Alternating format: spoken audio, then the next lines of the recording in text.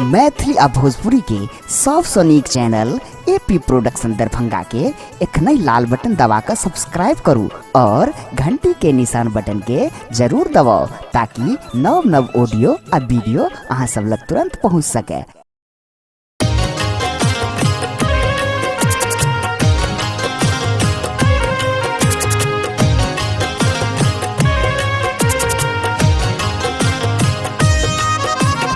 एखन अपने सब सुन रहल छी एपी प्रोडक्शन के प्रस्तुति।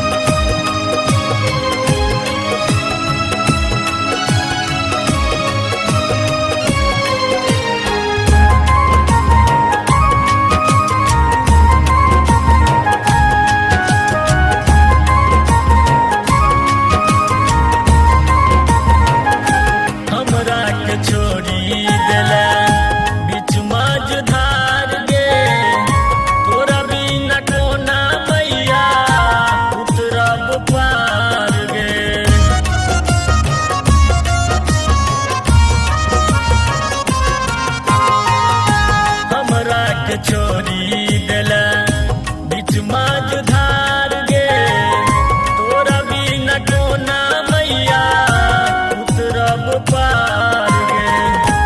एगो पतवार द दे नैया के पार कर दे किया करे छा बहाना है सुन मैया गे